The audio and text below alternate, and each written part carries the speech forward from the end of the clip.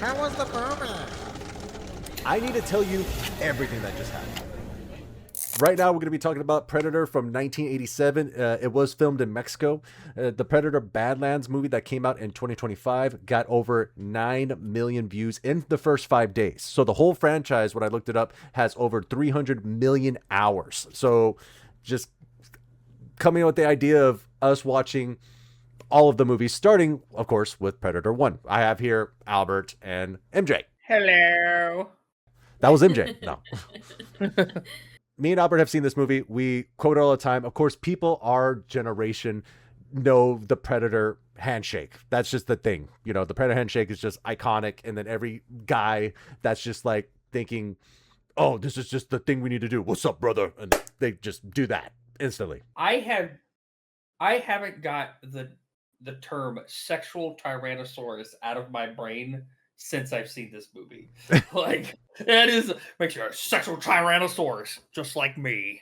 Just like me. And then, of course, there's the classics.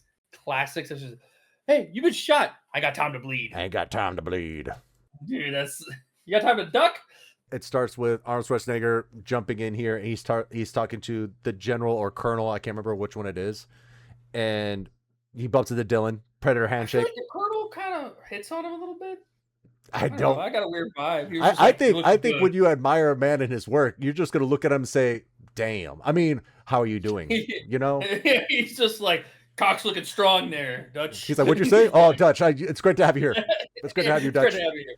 That's what I was saying. Just good to have you. Thank you. Thank you. I always said that with these movies, there's a campiness to them that we see now, but they genuinely felt like this is what the action star needs to look like. And I would understand it looking that way at that time. Now we look at it, it's still kind of there, but we would see that this is campy, but they weren't going for that.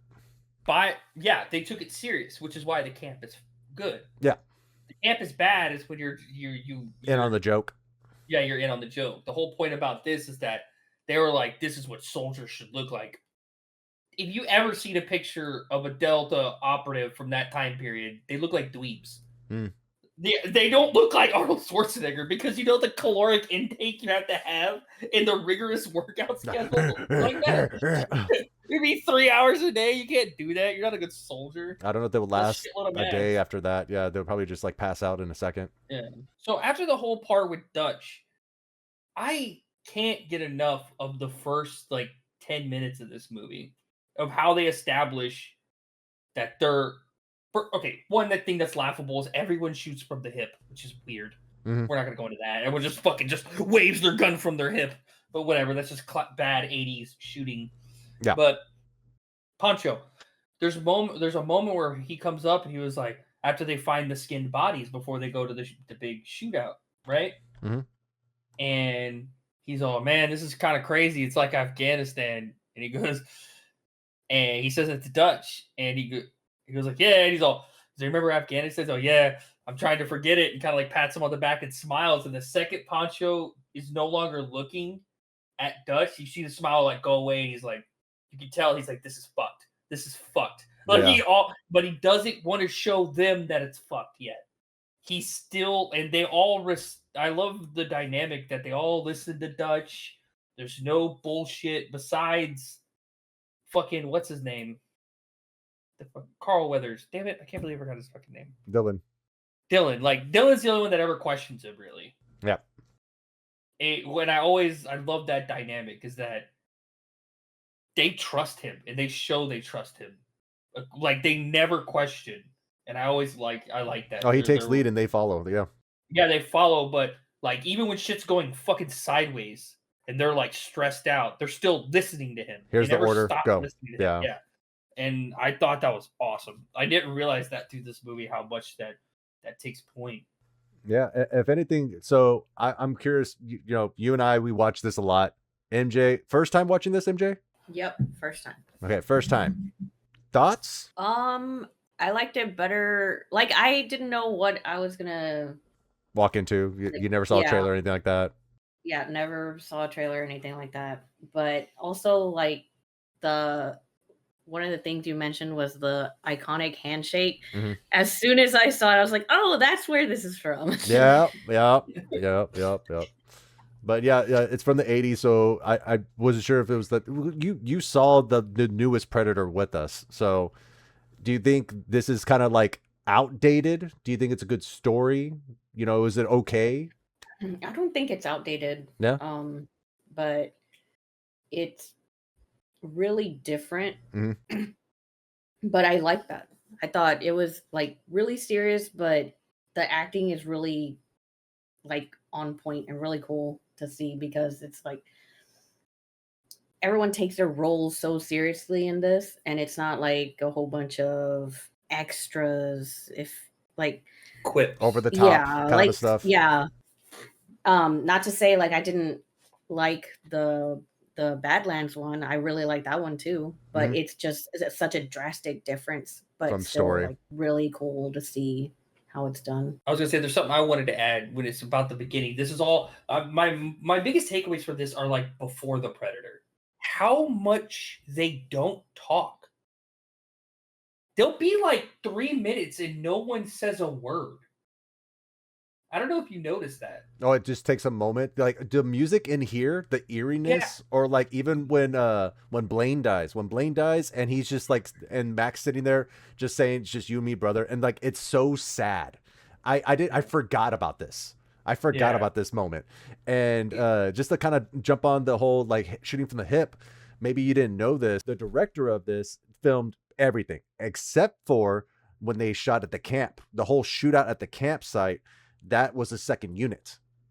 So that's like, so mm, when I was watching that and I found that out, I was like, this makes total sense that it wasn't the director that shot this part right here. Now I could be wrong. I did look up different facts and try to find out, but what I heard was it was a second unit director that did those shots, and it seemed like the whole classic '80s stuff, and I could kind yeah, of see the difference of that and then what the director shot, because the director kind of did a lot more character driven stuff, and then with this movie, I think with that whole situation there, that whole scene, critics panned this movie saying it's just another muscle bound, action flick.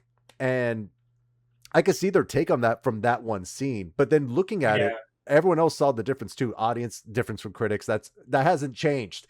yeah, That's been from now to then. Trust me, it just doesn't change. It's perspective. Art is perspective. And for us, we enjoyed this film. We saw the characters, the dynamics, the crazy stuff that happened to them, and even the sympathetic parts that really surprised me.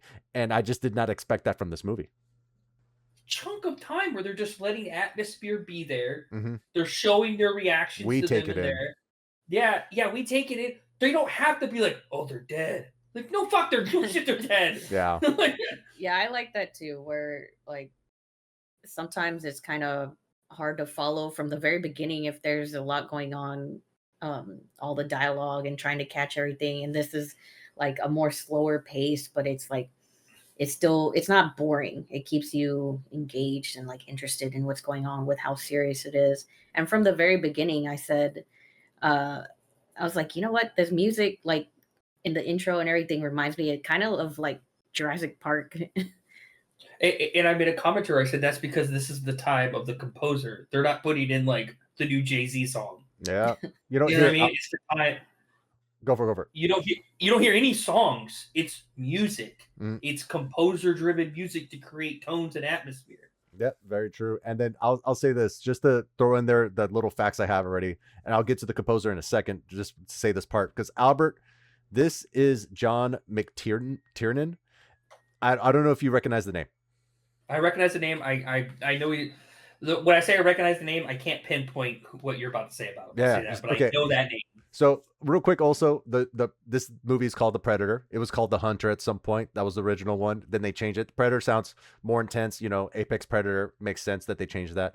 But yeah, the movie was directed by John McTiernan, who directed Basic with John Travolta, Samuel Jackson.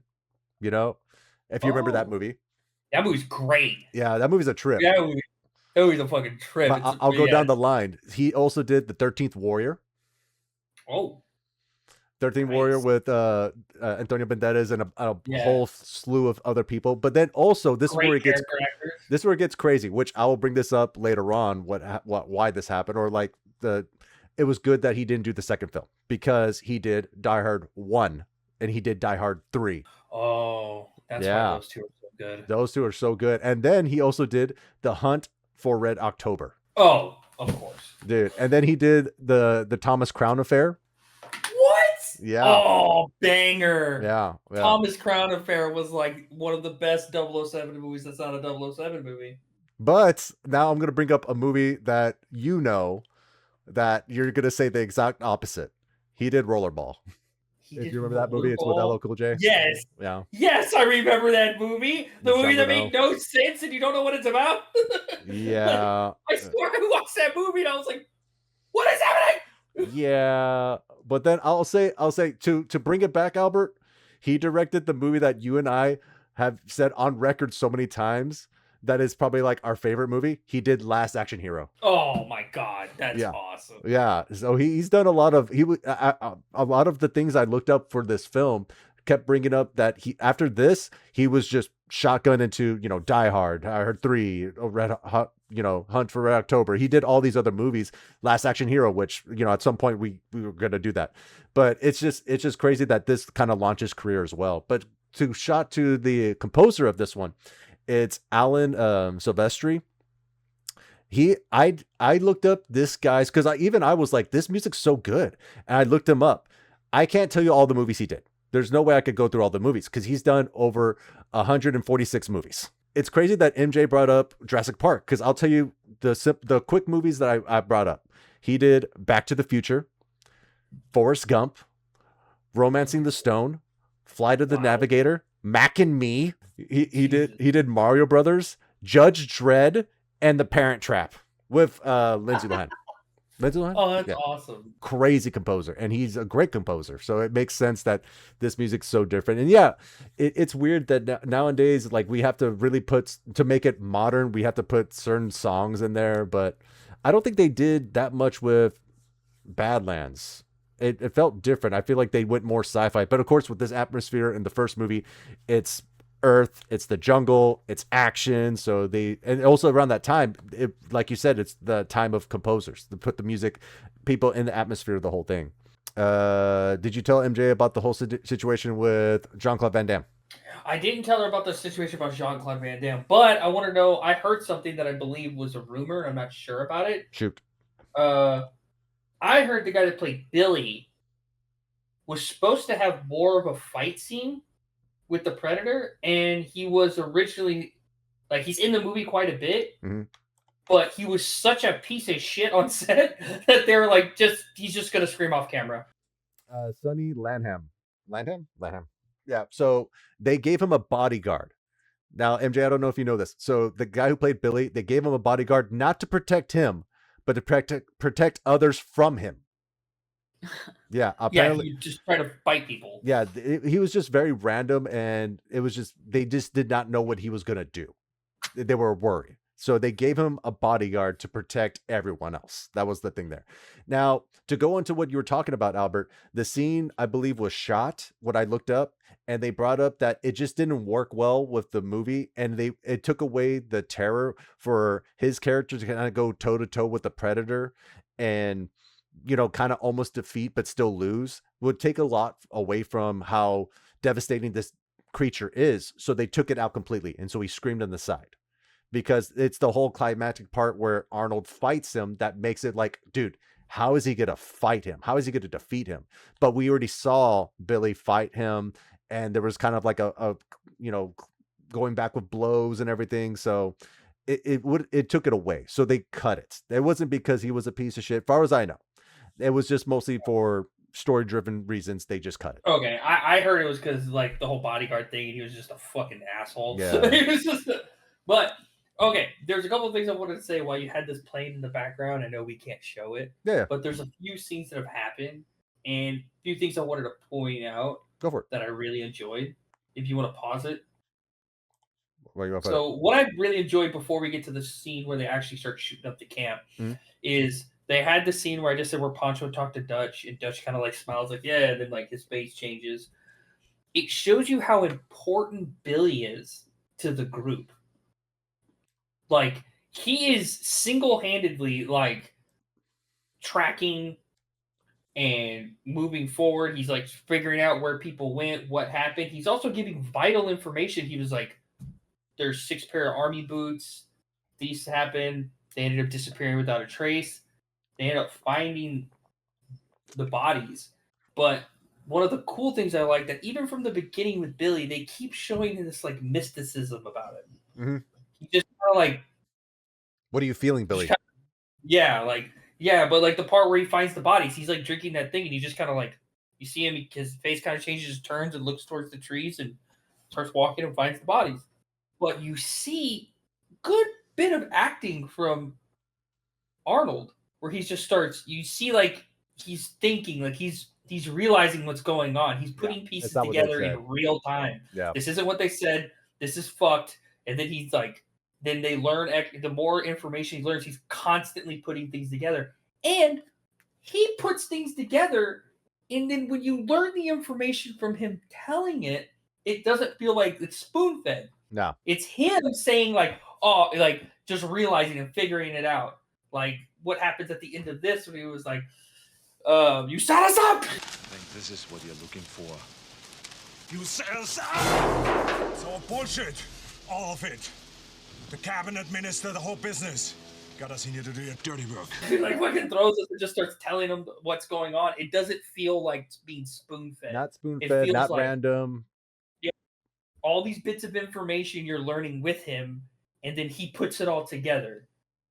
And like stuff, and I love the little part with Mac, and it shows how much Mac cares about the group, not just Jesse Ventura. I can't remember his name. Blaine. Blaine. Dylan fucks up and fucking knocks down that wood and like makes a bunch of noise, and then you just see Mac just like appear into his face, which is such a good shot. He's just like, "You ghost us. If you do it again, I'm gonna bleed you real quiet. Leave you in the bushes. I don't care who you are back in the world." Basically, like, I don't give it. He's like, look, I care about these people. If you give away our position and make it like we might get hurt, I will kill you myself. Yeah. Like, he does not care. Well, yeah, because at that point he's a liability. Like, yeah, exactly.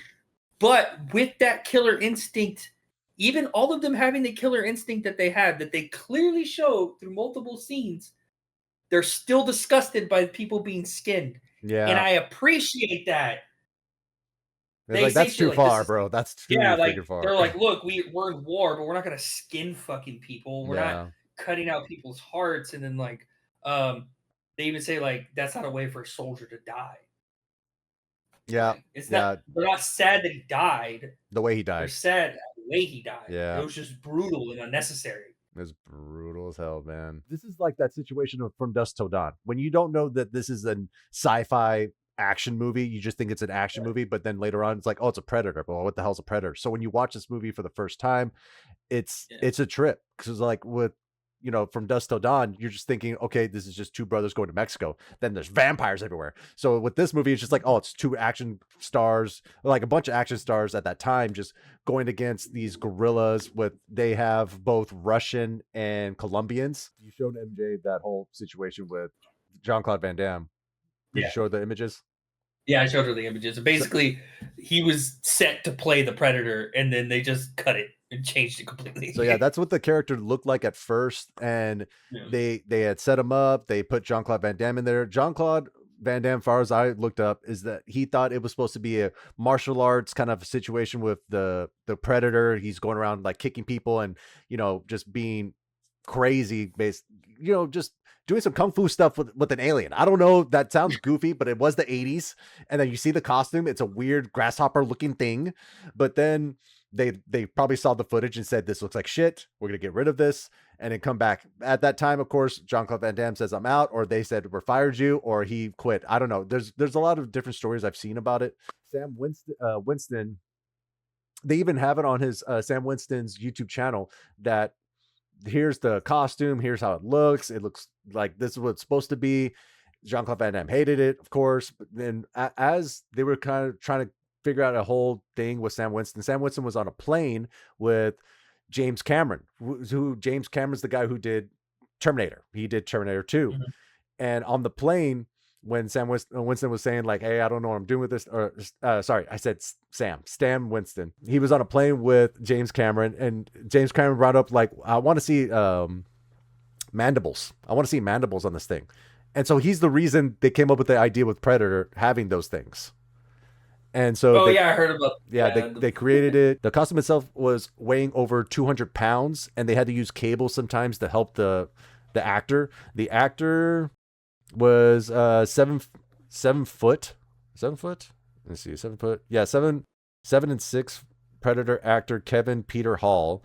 He also played the pilot at the end who saved Arnold Schwarzenegger. That's another thing, kind of throw him in there too. He could not see at all when he was in the Predator costume, so they just said that he had done the choreography over and over and over again to kind of figure out what to do. Yeah, it's a crazy thing that they did here, where they had shot a movie, it looked like crap. They said, we're going to take a moment, step back, and figure it out, and there you go. Crazy fact, though, Albert. Now, MJ, are you familiar with the Transformers films? Somewhat.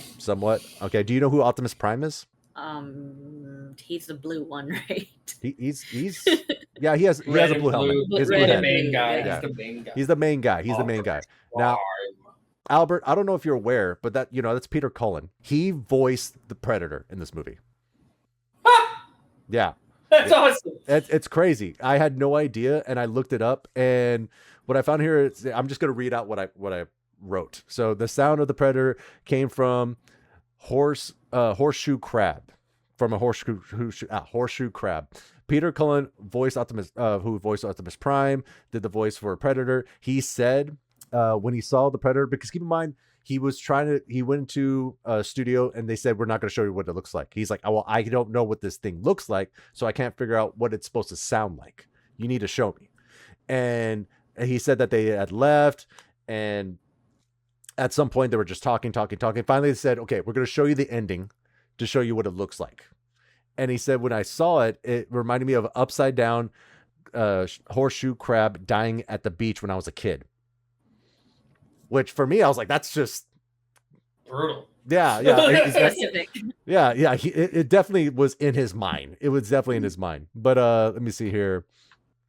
So what I put on here, as he was explaining it at a con, he describes the director was mad, stomping, because the director could not hear what he was doing as he was recording, because he had to get the mic that was super far up to go down to him, so he could just do that little, like those little sounds that he does. And the director didn't hear any of it, so he was upset, because he was like, what the fuck are you recording? I don't know what the fuck's going on. And they said, come up here and listen to this. So what Peter says right here, he describes the director stomping while going up to hear what they recorded. But then later on, he came down smiling at Peter, saying, let's go to the next scene. So yeah, it's a bunch of different minds, and that Peter had a crazy idea. He gave it's weird to think that the Predator is just a horseshoe crab dying that upside down at a beach. So yeah, that's what it is. Dropped the 6 of us in a meat grinder. What happened to you, Dylan? You used to be somebody I could trust.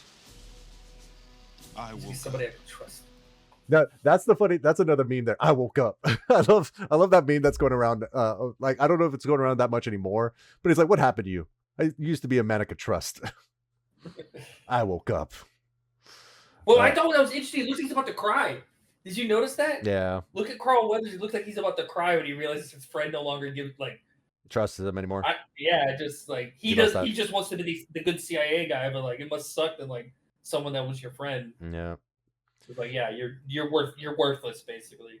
You know what I didn't know about this when it came to Predator was Eric brought up to me. Eric is a big facts guy when it comes to most games that we play, and then most shows that we watch. Yeah, so he told me the lore of most Predators were on the back of the toys, like before books, before anything else. They were just in the back of the box of the toys. I had no idea. We're looking at Sunny. Dan Trachtenberg said Billy was the inspiration for the movie Prey. He wanted to make a usual side character in the movie the focus. We kind of feel the same way recently, I'll say, with Sinners, when you had the whole Native American group that was chasing the vampires. After Yeah, that movie, everyone's like, let's see this movie. I want to see Yeah. this movie. And I I want agree. to see. Yeah, I want to see some fucking Choctaw, fucking Navajo, Comanches, like go have different clans of vampire hunters. Like, We've never seen but this. that We've never seen that before. You know, I will also say Hmm. the whole, like you mentioned, how it's not over the top or whatever, it's more like realistic with his culture and everything. That's something like I was worried about. I haven't really seen movies with Arnold, but like just off hearing how you and like other people will imitate him, and I have heard like some things where the way he talks sounds kind of over the top. Get to the chopper! It might be a tumor. It's not a tumor. It's not a tumor. Yeah. Stick around. To be or not to be? Not to be. I kind of thought like he was going to be like that in this movie, but whenever I first started hearing him talk, I'm like, oh, he doesn't sound as like dramatic. Like he still sounds like him, but that was one thing I was a little worried because I don't really like movies where it's like too over the top or like too much is like Yeah. going on. That's a whole other thing where I'm like not really into sci-fi stuff or like super like I like the more realistic stuff that I can follow, and I didn't expect this to be as like Grounded. as something like that. Yeah. And I mean, it's still dealing with like, obviously, An alien. yeah, an alien and something which to me that doesn't seem like over the top, but it's not it's done in a realistic way, and I like that because I thought this was going to be a little bit more different, I guess. This group is going to go in, fight these gorillas. All of a sudden, they start dying left and right. Why? Because there's an alien that's just killing them. Yeah, That's it, everything though. seems like like it just makes sense, or you can follow it like, oh yeah, this is something you would actually do or expect or whatever, and then it turns into something like, oh wait, that's not exactly something you would expect, but it all makes sense. And that's another thing I'll say about like why I never consider myself as someone who really likes horror movies, Mhm. but because whenever I think about stuff like that, I think like I don't know, like the poltergeist or like monsters and demons and stuff like that. I'm like, but I have realized that I do actually like some horror movies, but when it's done in like a more realistic way, and it's something that I mean, there's plenty of stuff in the real world that is scary enough, and I kind of like when something is done in a way where you can follow it and it makes sense and you don't have to add all the other extra stuff. I just like that it makes you focus on something that's not having to be like overly done or over the top. Well, what I think, what I kind of want to like lead into that is like something I really do like about this scene, about everything that's going on, is everything that goes on in this movie. Besides Mac kind of losing his mind, right? Because like he kind of just snaps. No one makes a bad decision. Like they may make not the right decision. Like, it's not their but fault. Like no one's making arguably terrible, retarded decisions. Like that, and that's one of the problems with a lot of horror movies is like you'll see someone, you're like, what are you doing?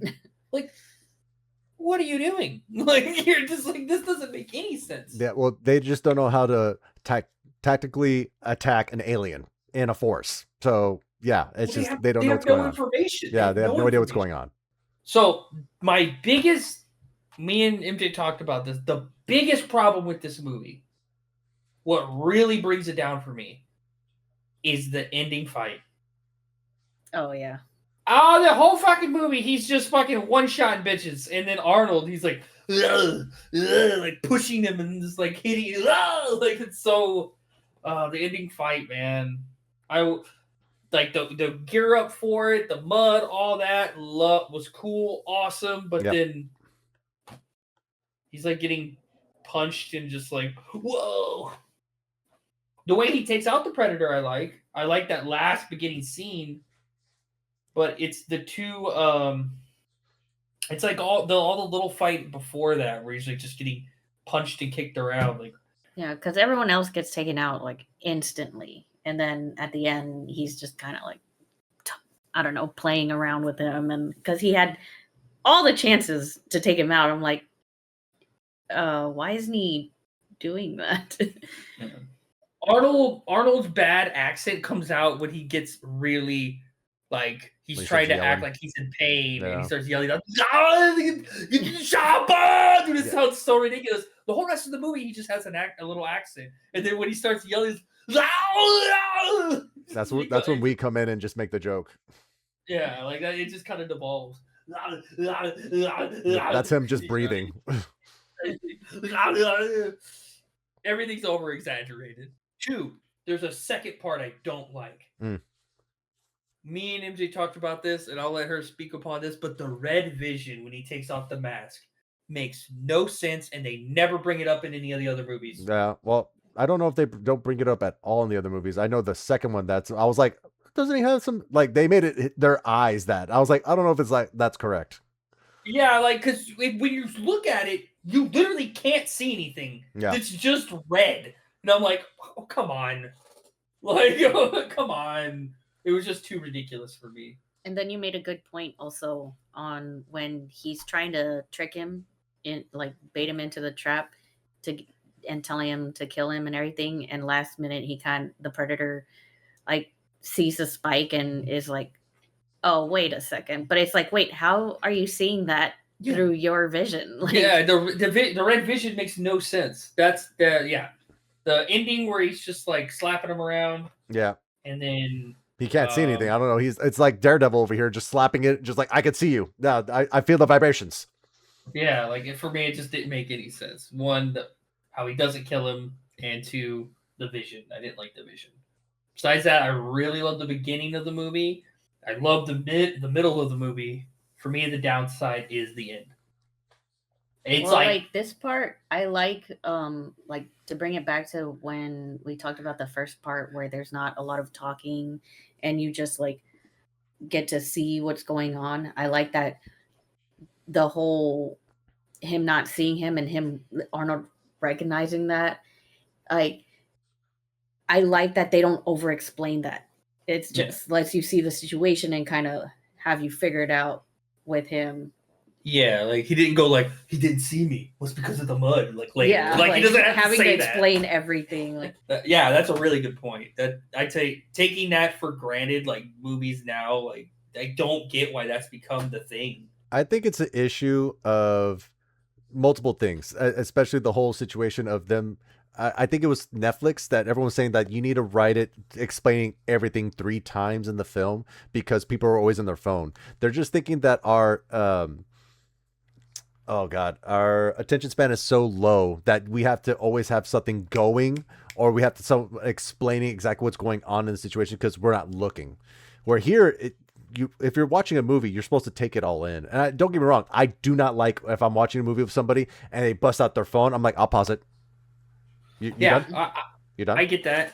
I totally get that, right? My counter argument to that is if you make the movies good, people will just watch them. Well, the issue there is people pull out their phones because I'm like, this guy is fucking saying the same thing he said fucking 10 minutes ago. Or I could get bored. Like, I find myself watching a movie like Lethal Weapon and I'm locked the fuck in, even though I've seen it 15 times. Yeah. But like I can watch a newer movie for the first time and I get bored. The whole one-liners, like I'm all for like a good pun and stuff like that. But I will say like this is what I didn't like about Vin Diesel is like every time I just think of Vin Diesel, I just think of his one-liners and I'm like, ugh, this is cringy. Like, Or it's about family. That just if I hear that one more goddamn fucking time. I would say I feel that the Fast and Furious movies really brought him down a little bit compared to because he was a good actor. Yeah, there were some other films that I did enjoy him in. Pitch Black is great. This movie still holds up, still good. We've said it before already. Fuck yeah. MJ, would you say B, C, probably not A, probably not S, but like, good for first showing of what Predator used to be? yeah. Yeah. I liked it more than I thought I was going to. Yeah, probably. I got a question. Go for it. I got a question for you, MJ. How does this Yautja in watching this movie, like when you see this, do you understand why sometimes we see stuff like Badlands and go like, huh? Yeah, well, it's completely different from that. But like, it was kind of interesting. Well, you kind of said it about the second movie, but the way you put it into perspective of like how, like for the second one, you said it was kind of like a serial killer one, and then this one's like the trophies, which I guess that's what they all do. Yeah. I don't know for sure, but it's kind of interesting to see how, or to think of it in a way where they have like people, they have their own different personalities, or like psychos, or stuff like that. And then it is very different because there is no like dialogue like the one for the Badlands. Like, it's completely different. That's why I was like, you know what, I don't know if, because I didn't know if there was going to be subtitles for this. I kind of thought there were, to be honest. So true. I didn't think about that. Oh my God. Yeah, I was like kind of thinking like, oh, there might be subtitles or dialogue between more than just one. So that was something I was like, oh, I didn't expect that, but it's interesting, and I could still follow it and like understand what's going on without any of that. So that's why I also thought like it's different, but it's cool. It works. And one of the things I was gonna say about like that, the serial killer thing is something I read on. It was like a fan theory, and it made so much more sense because, as we'll see in the second one, he kills a lot of people. So many fucking people, like literally, like almost 10 times what this Yautja killed. You're like, what the fuck? Very different people. Yeah, you talk about personalities. It was very different. But yeah, I'll end it as, God, you really, MJ, you honestly did blow my mind that when you said subtitles, like, oh my God, there were, and this is very, very different. That's crazy. You really, like, I didn't think about that either. I'm a little lost for words right now because I literally, I didn't think about that until right now. Like, that's crazy. My God. As someone who's only saw Badlands and then goes to watch these.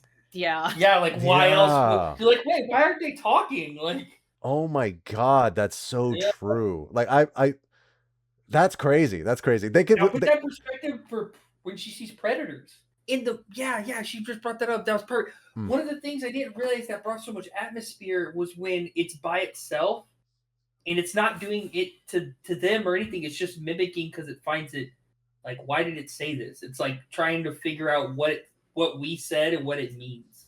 Learning itself. Why not? Yeah, it's like it's learning us, like watching us, and like it's noticing things we say, and it'll like repeat it and repeat it and repeat it. And I thought that was a really creepy thing. Oh, yeah, no, when he said over here, when he used Mac's voice, I forgot this movie. And for a second there, I was like, is he about to die? Because he said over here. But it was actually Mac. And that was good, like, I would say trickery, but, good manipulation in that situation of like, I was like, oh, he dies here. But I do remember how he died, but I was like, I forgot how he ends up there. But it wasn't that. I thought that was a really good moment there. I totally forgot about that. Uh-huh. But yeah, Predator 2. Yeah, Predator 2. We're gonna end this video here. Jump on the Predator 2. See the next video. As always, Good fight.